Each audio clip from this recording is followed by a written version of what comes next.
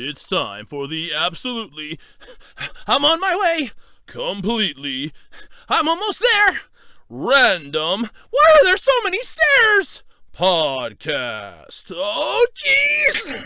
With Andrew Rhodes. Hello, everybody, and welcome to a very special episode of the Absolutely Completely Random Podcast for Saturday, August 8th, 2020. We are 10 days away from my 31st birthday. Yay, me!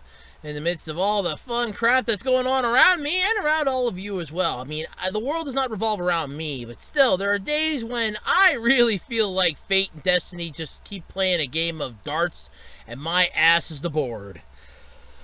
Anyway, what do I got to talk about this week, you ask? Well, believe it or not, I have six topics. Well, actually five. Wait, hold on. 1, 2, 3, 4, 5. No, 6 topics. I was right. Really can't see very well. Anyway, Fall Guys players are already unlocking an achievement that the creators apparently thought was impossible. Silly creators. Games are meant to be broken. Shonen Jump is teasing One Piece manga's final arc approaching. Honestly, I haven't even started watching the anime again since it restarted. It's just not really been something that I really cared about at this point. I mean, the animation, the art style got really good, but I'm just, I was kind of on the fence about watching it right now. A major Sega arcade in Akihabara is shuttering its doors later this month, and oh man, it's sad. A new My Hero Academia OVA is going to be streaming next week, August 15th.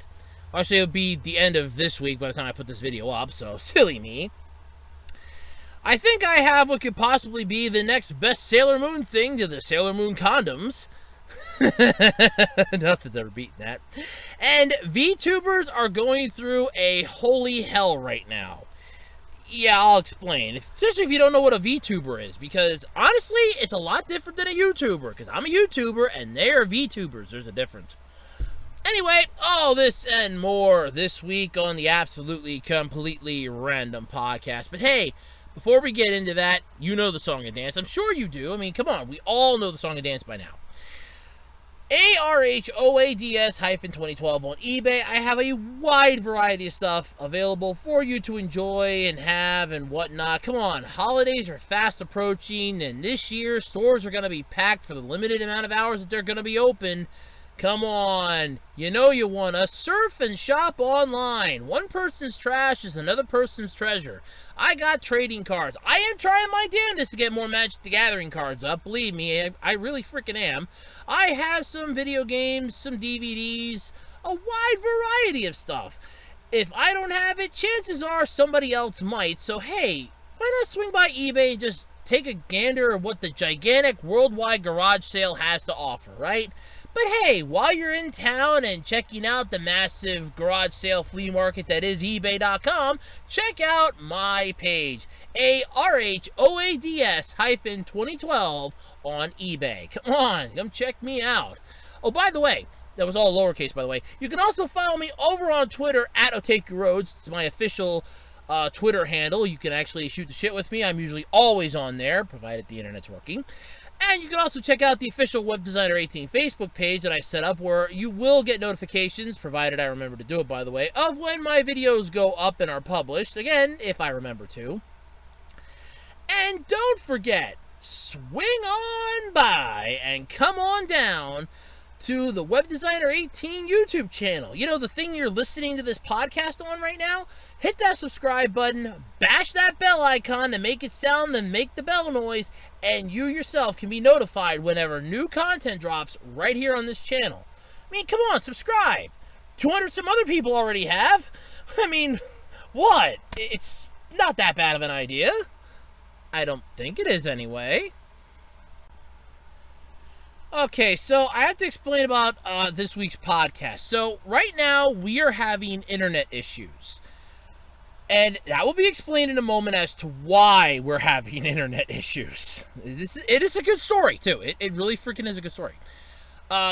So I just want to state that I won't be able to look up anything immediately in this video. While I could, I'm making sure that there's enough bandwidth and, you know, speed going around so that my mom can take care of some stuff that she has to take care of online.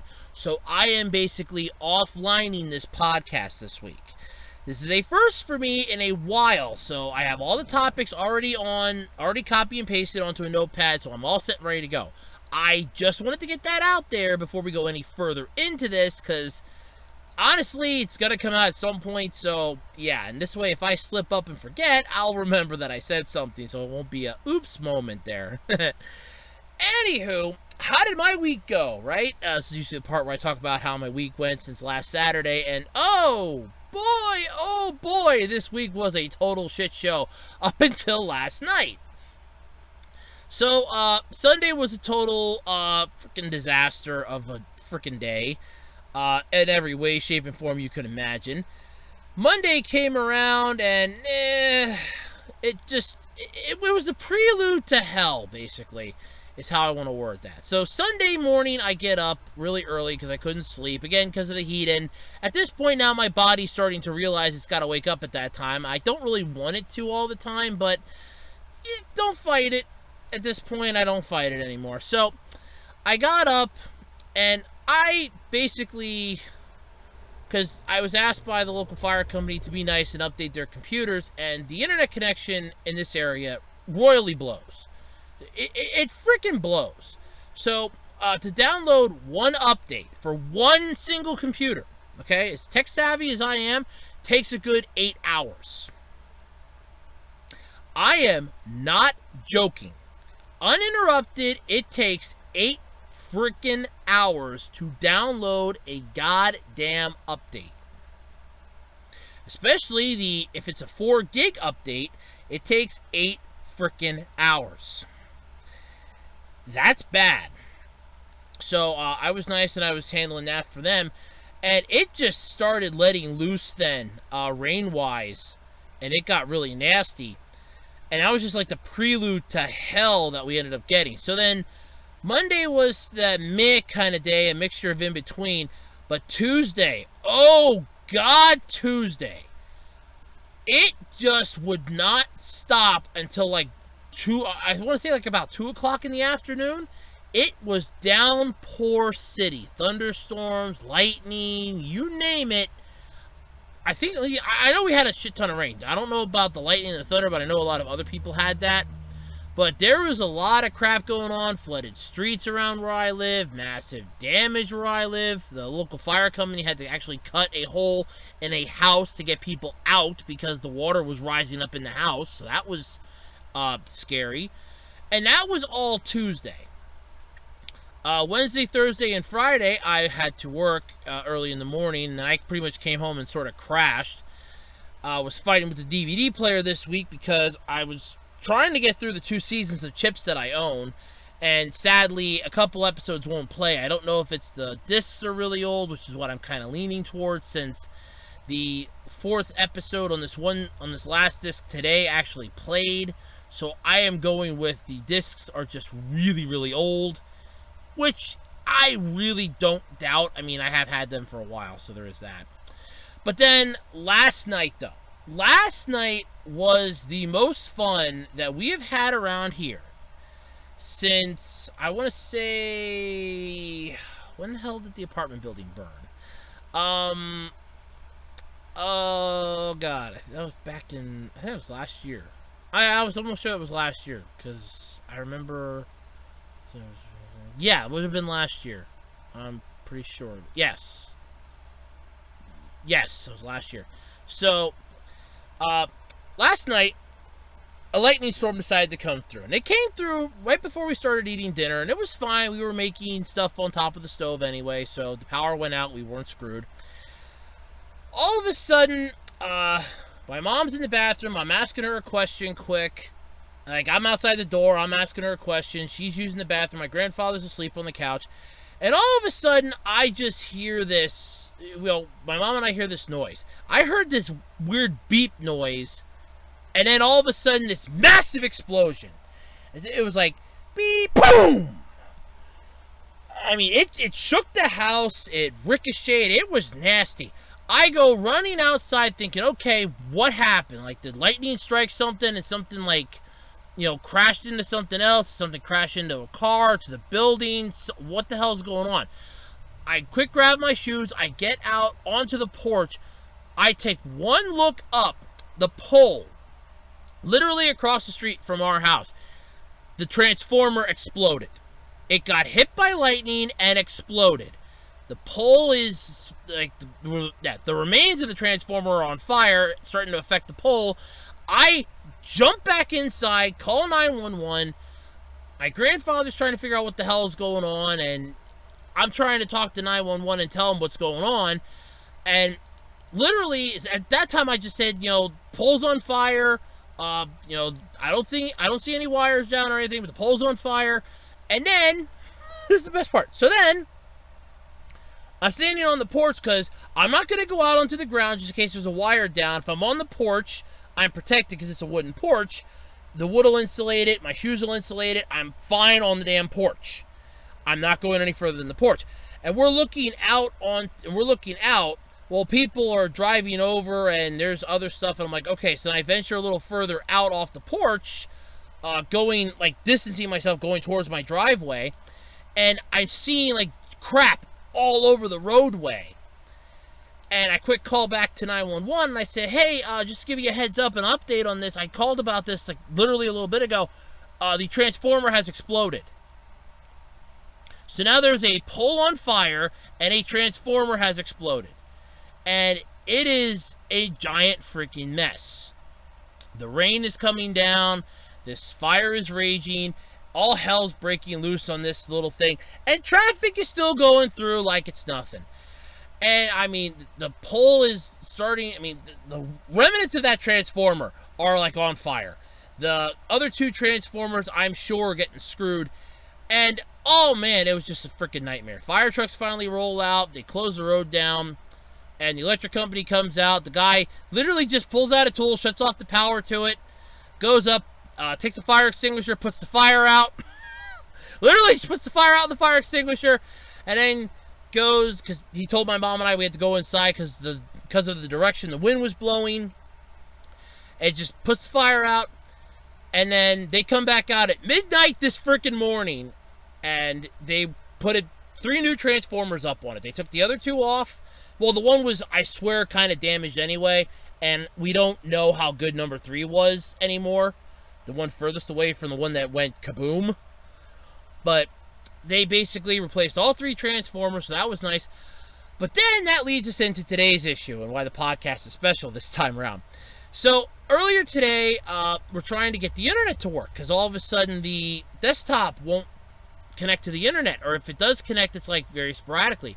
So my mom, I told her, you call Verizon. I'm trying to figure this out. You call Verizon. I'm not in the mood to deal with Verizon. You call Verizon. I'll see what I can do. And she's on the phone with Verizon's customer service, and they're being very helpful and nice. I won't deny that. They were pretty good. I gave the guy a 4 in the survey, because there's always room to improve. There really is. There always is room to improve. And 4, I think, is often good for somebody on that end. I'm not going to give them a solid 5, but, 4 is pretty good. And technically, if we would have had internet access back at the end of the conversation, I probably would have given them a 5, because that would have been complete satisfaction. But we still didn't have internet, and there's always room to improve, so you got a 4. No hard feelings, but, you got a 4. I have my reasons. But we can't get the internet to work. I'm resetting the modem. I'm rebooting the modem. I'm literally taking a paper clip, holding in the reset button on the modem.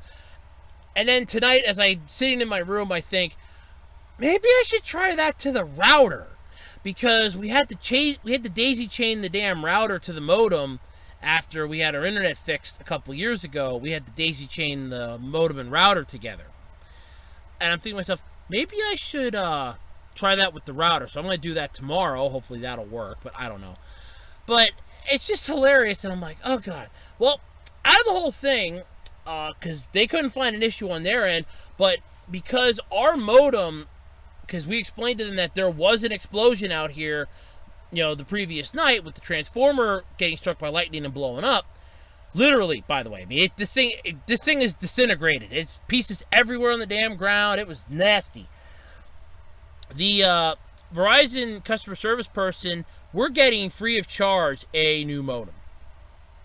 I'm fine with that.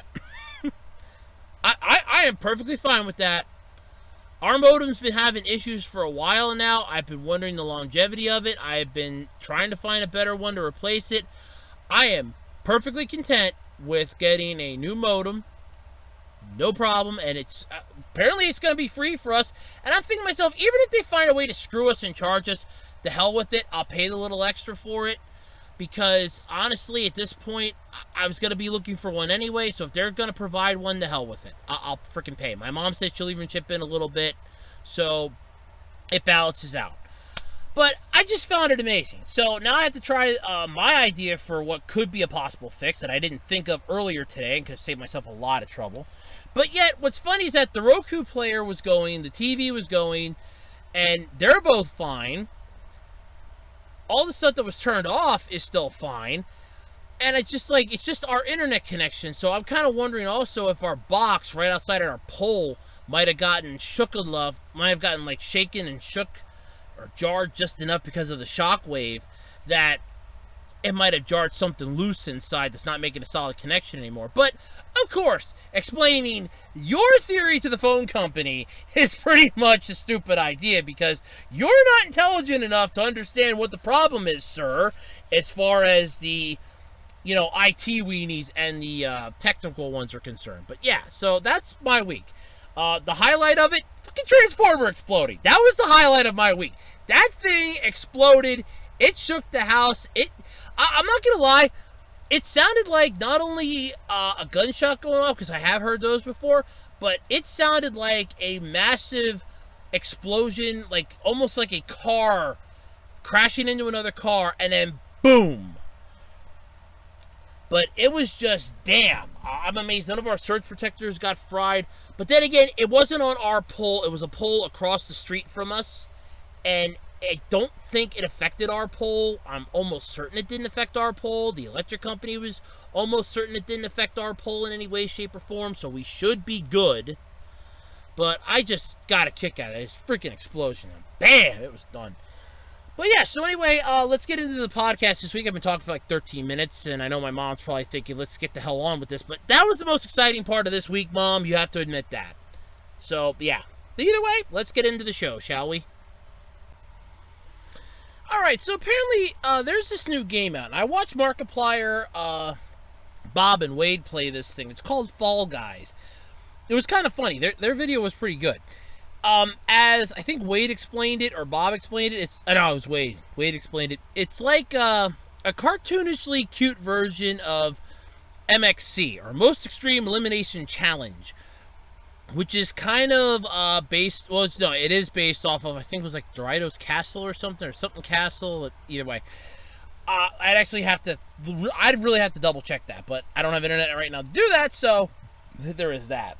Oh, and before anybody asks how this is getting up, the fire company was very nice enough, since they actually have internet, I can upload it via them, so they were very nice to agree to let me do that, so thank you to them for that. But anyway, so Fall Guys is having some issues here, because players are unlocking an achievement the developers thought was impossible. Yeah, come on guys, you're a developer of a game. You make something that people are going to put out on the internet and other people are going to play. They are going to start hunting down those Easter eggs and hunting stuff down like you would not believe. Come on. Remember the source code thing from Pokemon? Come on guys, seriously? Anyway, Fall Guys might look easy until you try it. Then you realize that it's not about claiming glorious victory over noodle-legged nobodies. Instead, your one and only goal is to avoid accidentally discovering innovative new ways to eat shit. Okay, that's pretty cool. So winning one match is tough. Winning 5 in a row is darn near impossible. And yet, mere days after the game's official release, people are already doing it. I know Markiplier was close to. Very, very close to, actually. He almost had 5 of them won. Or at least, well, he almost won the last one that he missed at the last second. That was kind of funny. So Fall Guys contains an achievement or trophy on PS4 called Infillable. To earn it, you've got to win 5 matches in a row. Prior to the Battle Royale party game's launch, lead developer Joe Walsh said in a Reddit AMA, Ask Me Anything, that he thought one of the game's achievements was so insanely hard, I don't think anyone will ever unlock it. And thus you threw down the gauntlet for so many people to just say, hey, let me try. Way to go. Many assumed he was referring to Infallible, and a representative of Metatronic, the studio that made Fall Guys, confirmed to Kotaku that fans were correct in their assessment. The rep added in a direct message that Walsh didn't necessarily think it would be literally impossible, but just really hard. But instead just really hard. Dude, you threw down the gauntlet. The challenge was accepted. Suck it up, Buttercup. Here we go. So some players also believe that Metatronic might be asking too much. If you look at the replies to the official Fall Guys Twitter account, you'll find quite a few would-be trophy hunters pleading with the developers to change Infallible's requirements so it's not functionally unearnable for them. Okay, let me explain something to you. It's called an achievement. If they lower the way to get it, if they lower the requirements to fulfill it, then you're not getting it under your own merit. That is what you call screwing the pooch. Learn from this, kids. Learn. I just get kidding. So, in light of these sorts of complaints, the Metatronic rep told Kotaku that we'll have new ways to win coming in the future that might just make this slightly easier. Oh, great. So you listen to the masses. It's not that difficult. I mean, if you can actually earn it, then that's an achievement. Then you earned it. This way to go. I hate to say it this way, but this is some of these spoiled younger children that want the thing to be easy for them to get so they can have it and say, oh, no, I have it now. Yeah, but did you really earn it, or did you just do like you got to win 3 out of 5 matches and you get it? Oh, well, I did that. Yeah. And I don't mean to sound like ungrateful or anything, because like I said, I constantly hate it when people were blaming millennials for stuff, but this is giving them fuel for the fire. You're literally just giving them gasoline here, guys. Don't do this. Yesterday, however, a mere 24 hours after the game's release, a small trickle of players began to report on Twitter and Reddit that they'd actually pulled it off. According to third-party site PSN Profiles, almost sounds like a crappy name for a mystery series about PlayStation games. 33 players have managed the feat on PS4, while a number of PC players who've proven themselves untoppable is still small enough that Steam's tally remains at 0%.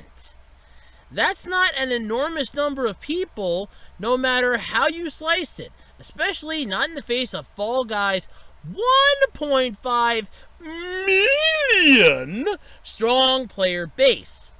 But it's also not 0. See, here's the thing. 0 means nothing, nada, zip, zanero, nada, nothing. Okay, it's zilch.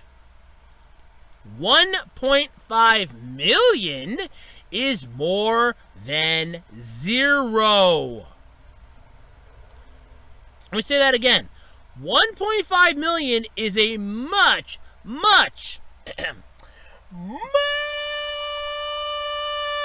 bigger number than 0. That's just horrible, by the way. So, while most who've achieved the achievement have just posted screenshots, one player, Reed Slothy Jr., Rapso, I do apologize if I mispronounced your name, by the way, pulled off his miraculous streak while on a stream hosted by his friend, Casey Meow. At first, he told Kotaku in an email he didn't even know he was within spitting distance of a highly coveted achievement. And that is why when you earn it, it's all the more sweeter. Jesus, I just...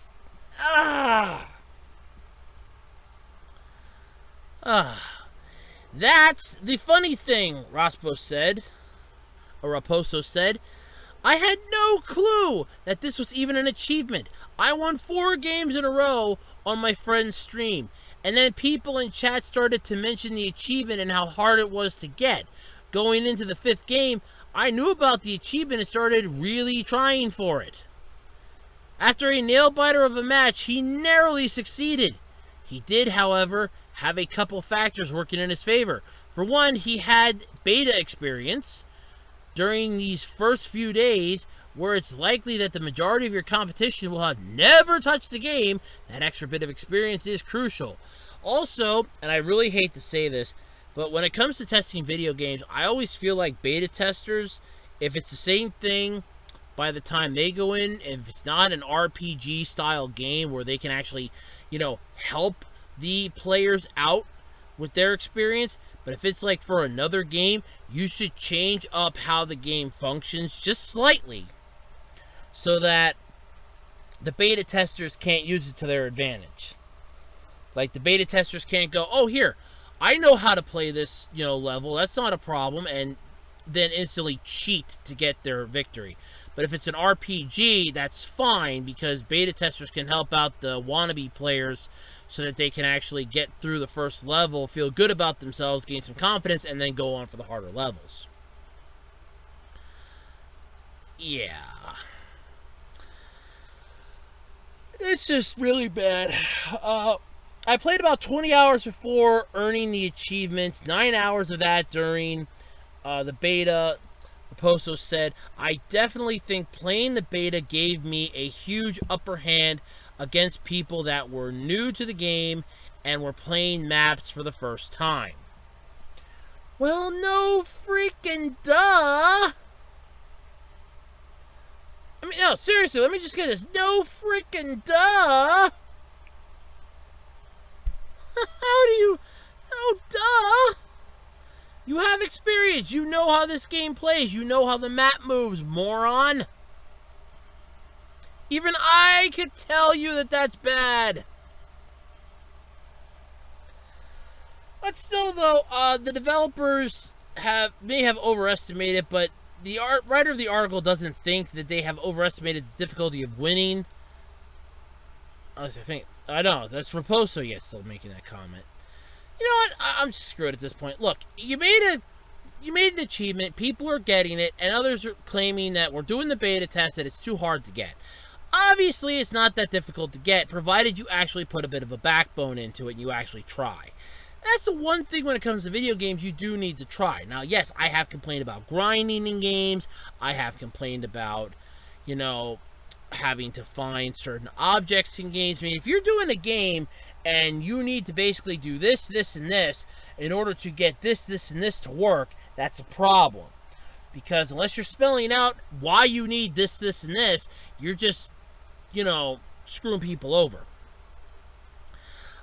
So you created an interesting game, you created an achievement, and you're getting some buzz out. This is either hoping for 15 minutes of fame, or, worst case scenario, this is, let me just try and see if I can't make somebody happy for a few hours by making an achievement that's going to bring them together and then frustrate them to the point they're either going to play more or quit.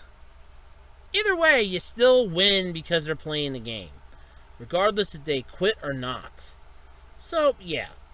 But regardless of how they got there, Raposo and Gwenhirlo screw it, I cannot pronounce that because you have letters and numbers. Come on, you're doing a word crime there. Now find themselves in lofty company. They're enjoying watching other players fall all over themselves to try and unlock the achievement. So, yay!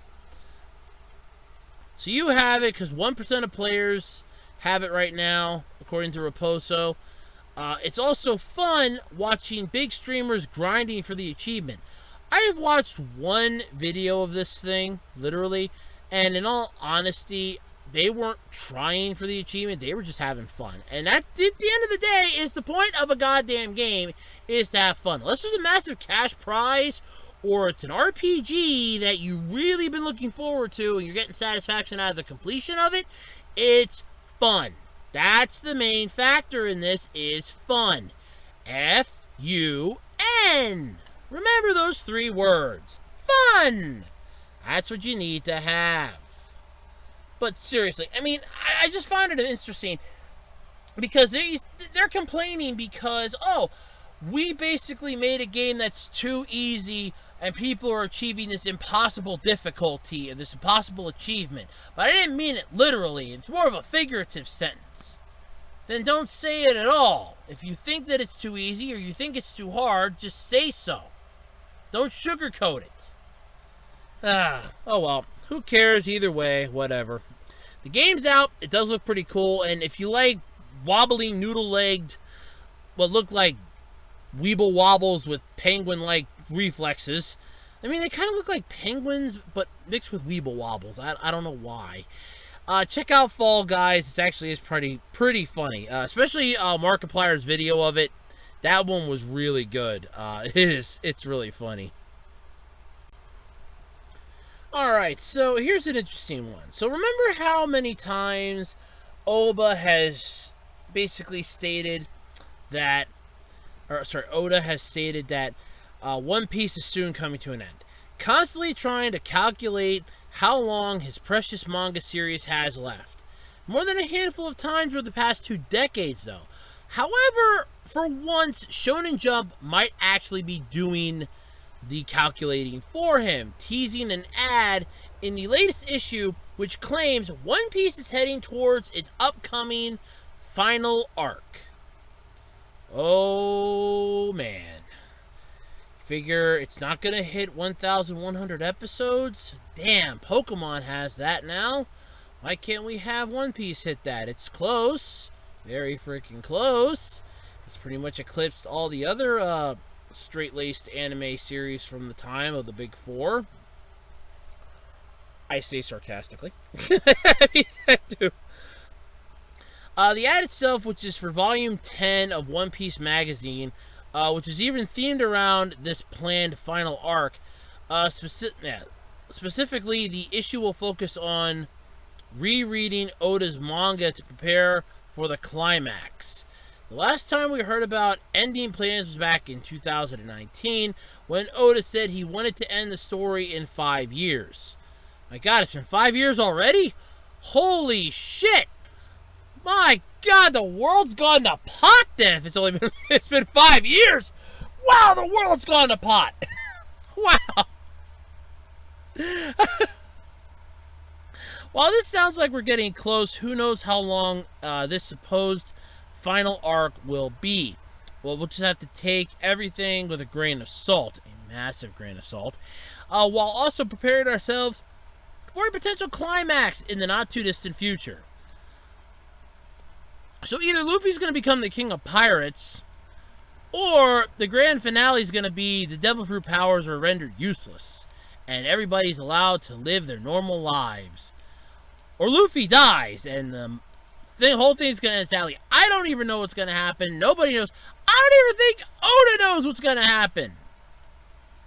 Ichiro Oda, I doubt, knows what is going to happen. And it's his fucking manga. I doubt highly he even knows what's going to happen. Hopefully, though, maybe, just maybe, we'll get some answers. But if not, well, we tried.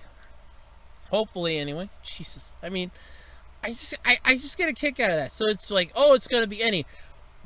And when I was reading that, I'm like, this is kind of reminding me of Hayao Miyazaki. Every time he goes, I will be retiring. I am going to be retiring. I'm coming out of retirement. I'm going to be retiring. I'm coming out of retirement. I mean, hell, Miyazaki retires and comes out of retirement more times than I change fucking underwear. Now you have Ichiro Oda going, well, the manga is going to be ending. I want to wrap it up in 5 years. Well, the manga will be ending soon. We'll wrap it up in about 5 years. And now you have Shonen Jump jumping into the game here. I mean, what the hell?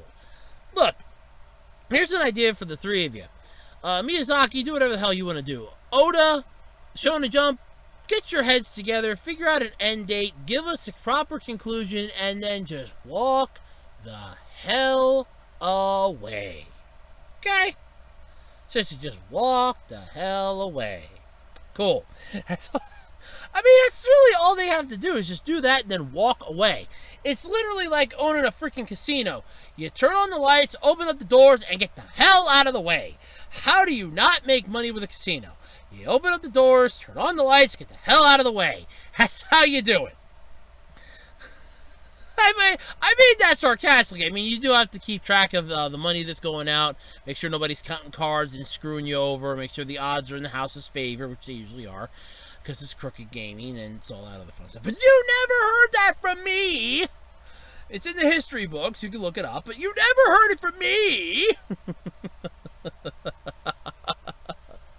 But yeah, so either way, One Piece will probably be coming to an end soon. When it ends, though, that'll be the final of the big four original Shonen Jump series. At least the big four that we all know, that will finally be coming to an end. Because you figure Dragon Ball was one, Naruto, Bleach, and One Piece were the four big heavy hitters. They were the four pillars of Shonen Jump. And even though, Bleach did end. It's the anime series that's getting a revival of the Thousand Blood or Thousand War arc. But Dragon Ball's gone except for Super, but Super's I think soon probably wrapping up itself too, because the last I heard it kind of feels like a climax is coming. Naruto's done and Boruto is, I don't care what people keep telling me that it's starting to get better. At this point, I was turned off by it. It was hot garbage when I watched it, and by the time I stopped watching, I'm like, you know what? Nuts to this. It was hot garbage. I'm not interested anymore.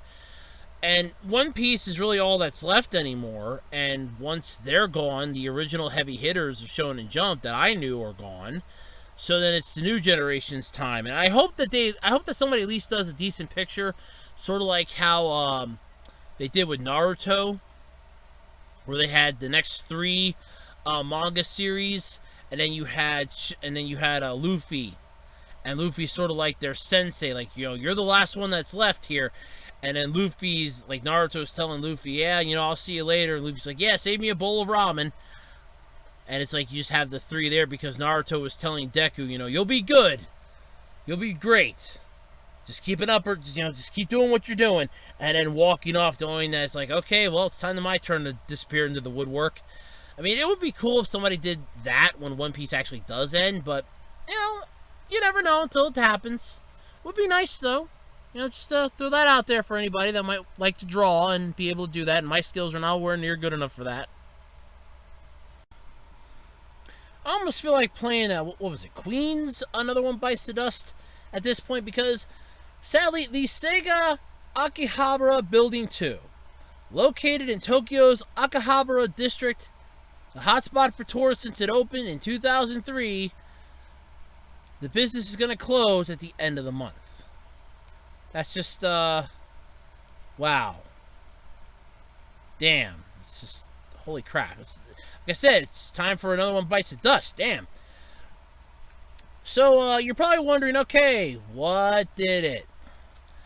Well, a reasonable guess is what everybody's thinking, that people were already preferring to game at home. And then when COVID hit, it pretty much just drove the final nail in the coffin. But the major warehouse, Kawasaki Arcade, closed down last year, and it had nothing to do with COVID-19. So I doubt highly that it is COVID-related. So that theory can officially be shot down.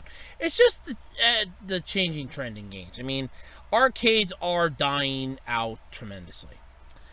But anyway, you can't play there after this month. Notice of closure. Thank you for your continued patronage.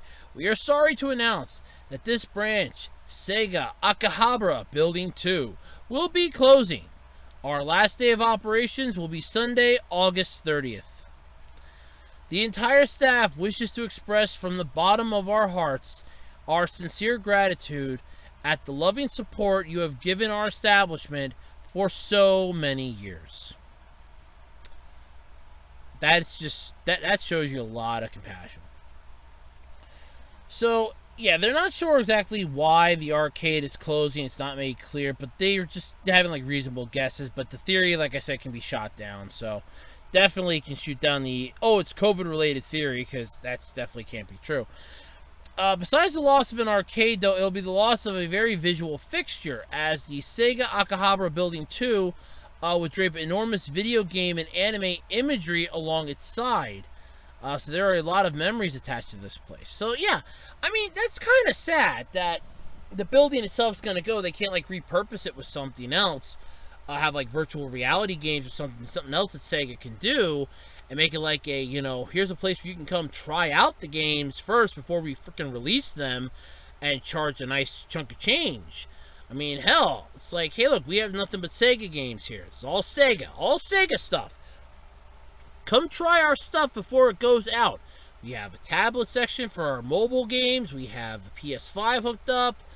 We'll hook up like any other system. If we have something that's Sega related and it's not out on the market yet, you can come here and try it out for free. Oh no, it's not gonna be for free. I mean, you can come here and try it out. We'll charge you because we gotta make some money somehow. But you come here, you try it out, and then when it's released, you'll have an advantage over your friends. You'll know what it means to have that extra knowledge that they lack so badly. And that would be something that they could do with the place. But no, of course not. It's just going to be the, we're just going to trash it. It's just going to close, and that's the end of it. I mean, fine, it is what it is. But still, there's an idea that probably should have gotten hoisted up the flagpole to see if it, would stick and get saluted. But, what have you. But yeah, this is kind of sad that they're literally going to be closing down. They're shuttering up at the end of the month. It does suck. But still, there's not much you can do about it. Just thanks for the memories for, the ones that probably went there are probably thinking that. I have never gone to Japan, but the sad part is that by the time I get the chance to go there, all the cool shit will be gone or closed. And it'll be done. And it won't be because of a pandemic either, comment section. It'll be because of, just changing trends and everything else. It's going to come to the point that the whole thing that I want to go and see, okay, Akihabara is a tourist trap. If anything, from what I've heard, it is a tourist trap. But still, I'm a sucker for tourist traps. I think everybody is. We always want to go to see the tourist trap at least once, and then expand outward from the tourist trap. I mean, we're not that stupid. We know what we want to do in life sometimes, but yeah. But either way, like I said, this is kind of sad that they're closing up, but life moves on and everything else. Maybe they'll rebrand it something. Maybe they'll come up with another idea. Who knows? Would be nice though. Alrighty, so My Hero Academia. This is pretty cool. The new OVA is going to be streaming worldwide August 15th. This is pretty cool. So you got to mark your calendars because My Hero Academia fans, a brand new 2-episode, by the way, MHA OVA is set to stream worldwide August 15th. That's the word from good old Funimation. You should be watching.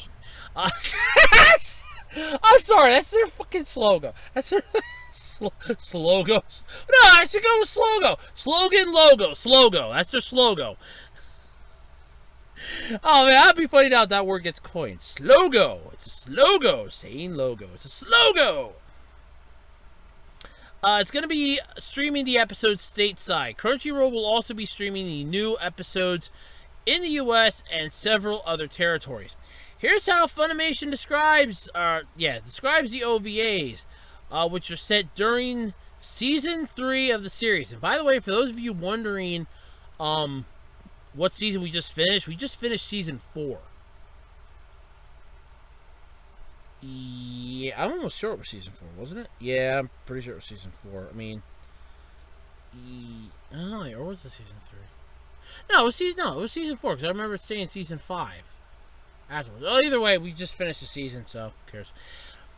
Right before the students take right before the student heroes take their provisional hero license exam. So yeah, it would be Season 4 or Season 3. So yeah, we did finish Season 4. So here we go. In this brand new adventure, some Class 1A students are sent to their home to hone their survival skills at a training course. Having yet to receive their provisional licenses, they're eager to cut loose and have a little fun. They quickly discover that the danger they face is no simulation. It's going to take all their combined training, teamwork, and quick thinking if they're going to pass this assignment. So basically, the 2 episodes which will stream subbed in English are titled Make It, Do or Die Survival Training. Sorry about that. Parts 1 and 2. Over on the Funimation side of things, fans will be able to participate in a watch-along event, with details to be revealed later. Yes, as you know, watch-along events are always fun. In Japan, the new Academia OVA set will stream on Hulu from August 16th, then several other services starting August 30th. Because My Hero Academia is one of the great ways to enjoy life. Because remember, as All Might used to say, I am here! Ha ha ha! I'm sorry, I can't do a Piccolo voice. And All Might's voice was the same one that does Piccolo from DBZ. I cannot do a decent Piccolo voice that high. I just fucking can't. I try, though. But this is basically, I like how it says some Class 1A students, I can instantly figure out which ones have yet to receive their provisional licenses yet. This is basically the wannabe team. So this is probably going to be the explanation as to their event that took place while I think this would have been during the point when Deku and the others were doing their thing. So, yeah, this is going to be kind of interesting. We'll finally see what happens. So, yeah, that's actually pretty worthwhile. Give us some ideas as to how exactly the other team happened to get their stuff done. Would be kind of nice to know. But still, though, I mean, you know, it is what it is. And I do think it's kind of interesting. But, anyway, August 15th, the new OVA, the 2-episode OVA, original video animation, will debut. Where? I don't know. Check everywhere for listings. I mean, hell, somebody's going to put it up on YouTube anyway, so just probably check YouTube out. Someone somewhere will put it up on YouTube, and it will be up on YouTube, and you will watch it. I know it. I probably will. I won't lie. I probably will. I've watched most of My Hero Academia on YouTube. That's how I know about All Might and Deku.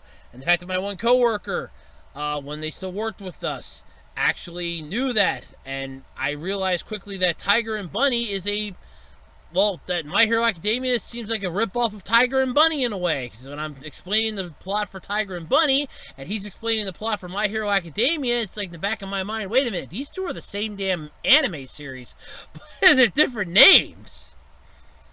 Slightly different plots, but, you know, still kind of the same. Interesting. Very interesting. But yeah, check that out. August 15th. Don't even know the time. Didn't even say. But either way, check it out. You're probably going to like it if you're a My Hero Academia fan. Alright, so we all know about the Sailor Moon condom. The greatest thing that has ever happened to me here on the podcast, topic-wise. That will go down in podcast history as the best topic I have ever had, nor will ever have, because I don't think anything will ever come close. However, Sailor Moon is just the series that can be put on every freaking thing you could imagine. Condoms, bandages, you name it, you can put it on it. How about a pain reliever? It's a painkiller, basically. Yeah, basically, Sailor Moon punishes pain with bufferin tie-up. I don't know what the hell that means. So nobody likes pain. Now with Sailor Moon's help, you can send it packing because remember, by the light of the moon, she will punish your pain. And when she's on a rubber disc that you have hidden in your wallet because you managed to somehow spend $65 for one on eBay, by the light of the moon, she will protect you from an STD. But yeah, it just gets so much worse. I think it gets worse and worse. Oh, Lord. So the Japanese pain reliever Bufferin has teamed up with Sailor Moon to promote its brand of pain-killing magic. That's just what you want to do, get kids hooked on painkillers. Way to go, guys. The headliner for this tie-up is a series of Bufferin ads featuring the voice of Kotono Mutasushi as Unagi, aka Sailor Moon herself. The ad campaign also features a giveaway, which unless you live in Japan, you can't even participate in. I've already looked into it. No, seriously, because you could actually get 100 lucky participants who beat a Bufferin-themed game on the official website will receive a reversible cushion based on Unagi's cat Luna. An additional 10 winners will receive a piece of Sailor Moon room wear. Super Sailor Moon roomwear. You can see them in the article, by the way. I just have the text on here, so yeah. This may be the only Sailor Moon, though, that we'll be seeing for a while, since the new Sailor Moon Eternal films have been pushed to 2021. But in the name of the moon, I will relieve your pain. Yes, you probably will. I mean, it's just one of those, oh my god, moments here. It's just, I looked into it because I thought, oh cool, I could try to win one of the pillows because I kind of like, Luna the cat. No, you actually read the official rules, which you have to okay before you go any further on their site. I do remember this. It says prizes will only be awarded within Japan. Then why have it on a website? I would make the website locked to a region-specific zone. That way, somebody from, let's say, the United States in a small town, basically living on the East Coast, can't try to get their hands on it. Morons. That kind of sucks because that pillow does look pretty badass. But, of course, I don't want the roomwear, although I'd probably just sell that on eBay. But, Jesus, I mean, 100 lucky participants that beat the game. I mean, how do you even know if you can beat the game? Because you find out that unless you live in Japan, you can't even get the prize. Why bother? Look, I'm all for themed contests and stuff like that, but if you put it out on the internet, you should expect people from another country to enter. Oh, sure, they may not be able to buy your product, but that doesn't mean that they can't up and pitch the crap and you'll get more wide-known publicity, morons. I thought the whole deal of businesses was PR stunts like this, where you take something that's somewhat popular, get somebody's attention, and then, boom, light it up like a Christmas tree. No? Okay, that's what I thought. But either way, remember, friends, Sailor Moon will always protect you because it's a magical girl series and she always saves the day. Although I found it funny, I actually listened to the entire opening. So there's a YouTuber that did the whole opening of Sailor Moon, and I was kind of shocked to find out that what we know from the TV series is literally the last fucking verse of the song. It's like literally the last part of the song. And I'm like, that's what we know? What the holy crap? I was a little pissed at that. But yeah, still, and it is what it is. But it's just still a little bummed that you can't even try for the contest unless you live in Japan, because if you win, you can't get your prize because, no, you can't have a prize outside of Japan, which kind of sucks. But, it is what it is. Still kind of pissed, though, but, well, what can I do about it? Alright, everybody.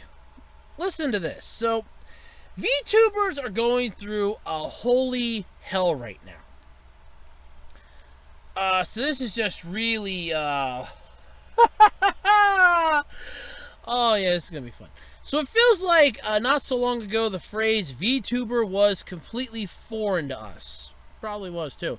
Most of us knew of Kazuna AI and perhaps one or two others we'd found randomly and subscribed to. But in mid-2020, the year of hell, as Voyager so wonderfully coined it. The anime-style mocap stars are big enough to have their own fandom, which they deserve, rightfully, their own agency, which I question, and their own share of career-shaking issues. Here we go. One appears to have been solved at last, but the other could have longer-lasting consequences depending on what happens going forward. So one of the biggest in recent weeks has concerned HoloLive, a VTuber agency created by Japanese entertainment company Covercore. The group covers dozens of virtual YouTubers in Japan, China, and Indonesia, and includes personalities, singers, and gamers. Naturally, some of their most popular videos are gameplay vids of their various talents.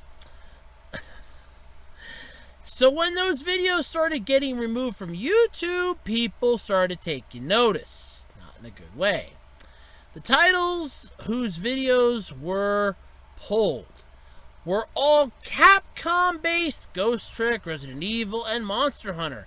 Sadly, it came to light that Covercore themselves were to blame for their VTubers issues. The agency had not filed the paperwork allowing for these videos to be monetized. See, this is why there's a good and a bad thing about having an agent. If your agent screws you over, welcome to the industry that launched 10,000 people into bankruptcy. If your agent doesn't screw you over, you are officially one of the small percentage of people who actually have somebody that cares. If they take your money and spend it so you can't spend it, and you can focus on your music, they care. They may seem like an insensitive asshole, but they care. It's true. So anyone who's done gaming videos or movie reviews on YouTube knows that monetization and copyright are tricky business. Yeah, I don't even get my shit monetized. I swear, I curse up a storm. As far as doing copyright stuff, come on, I avoid copyright like the plague, and I plan to continue to do so. Copyright-free stuff is so easy to find if you really look for it. Hell, Google search it, you can find it. Some companies allow, or even encourage, YouTube and Twitch playthroughs of their games. Others may outright sponsor specific gaming personalities to play them. Or in the case of one particular fucking mobile app that has been bothering people since the dawn of goddamn fucking time, apparently, will constantly harangue them into, please play our game, review it, and make it part of your paid content. And we'll pay you enough money that a king's ransom will look like a kindergartner's allowance. Yeah! I'm talking, of course, about Raid Shadow Legends! My beef with those people. I really do.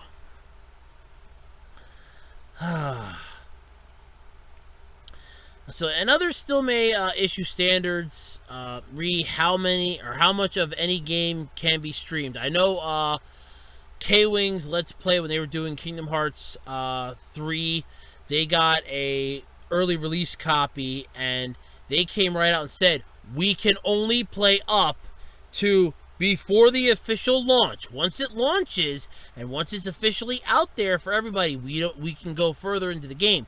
But up until this point, this is all the further we can go, is this point. I don't remember what point it was, but it's like, that's all the further we're allowed to go. And this does happen. I mean, you can't just up and say, oh, well, we're going to let them do whatever the hell they want, and then screw you to the wall. So, yeah, I mean, it's interesting, but...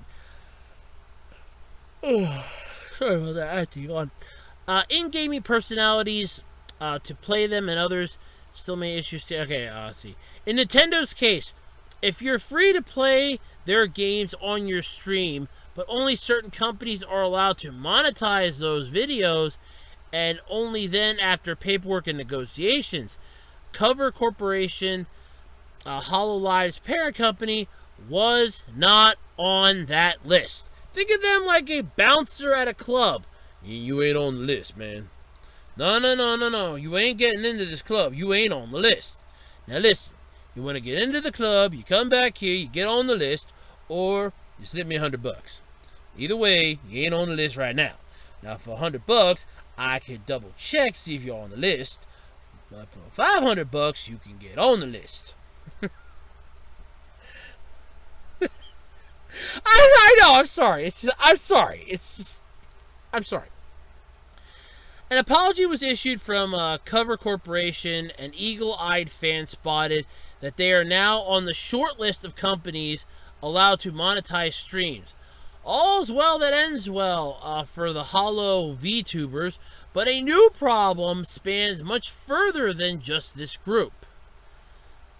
So, as you may have heard, if you're an avid YouTube user, okay, that should be good.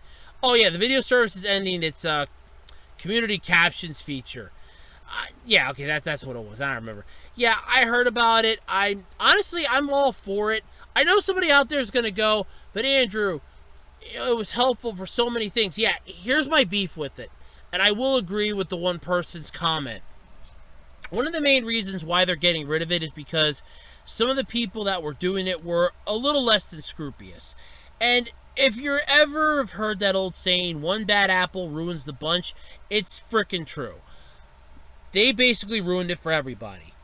There was rumor going around about how there was an anime series or something, and it was one that whoever did the captions for was not a fan of the anime or wasn't a fan of that particular creator, and literally just said, as the characters are explaining something, incomprehensible garbage. And that pissed off a lot of people. So, the company cites underutilization and problems with spam and abuse. I believe the spam and abuse. Underutilization, definitely. But then again, a lot of these, they are true to some degree. But a lot of the companies that are putting their stuff up professionally are actually just hiring somebody to to make the captions for them, and then they just submit them with the video being uploaded, which is actually something that you don't know of. If you would ever to record a video, like if you were to make your own version of like a Kamen Rider or something, you have to have subtitles with it. They actually have a thing on there. When you scroll down and do the more options, when you upload a video, there's a thing there for captions. You have to submit like a certificate and basically upload the copy of the script so that people can put the closed captioning on and know what you're talking about. So there is that. But yeah, I mean, I don't think it's a bad thing that they're getting rid of it. Yes, it's kind of sad, but at the same time, you're not really losing much in the way of functionality. So the ability for fans, though, to pitch in and subtitle videos was a saving grace, not only for the international community, but also for the deaf and hard of hearing community. Much of the global VTuber following wouldn't be possible if it weren't for fans pitching in to translate videos. In the case of some of the bigger talents, this may not be an issue, with Kazuna AI and HoloLive already making efforts to go global anyway. It may be easy enough for them to enlist their own editors. In those cases, it might even be beneficial. As companies go global, it becomes more important than ever to control how they're presented. Everything from romanizations of names to how certain VTubers' antics are translated would be handled in-house. And for the sake of the talents, that's good. Because yeah, that's the main issue with the whole why they're getting rid of the third-party, service, the community captions. That's why, and I agree, because I have seen those videos where the person's literally just put down in the comments incomprehensible garbage, and it's hurtful, really, because it might be something that's pertinent to the story, but you don't care about the story, so screw it. But what about the up-and-coming talent? This is fine for groups that are already mobilizing English language branches, but people and groups just starting out will miss out on that boost. Fans with extra time on their hands were the ones who helped propel those new digital faces to a whole other set of people. The concerns about community captions spans well outside the fan space into educational and career issues, but it's hard not to think about what it could mean for this community in particular. Wow, particular is actually spelled wrong. Nice. There doesn't seem to be any sign of YouTube changing their minds or making provisions.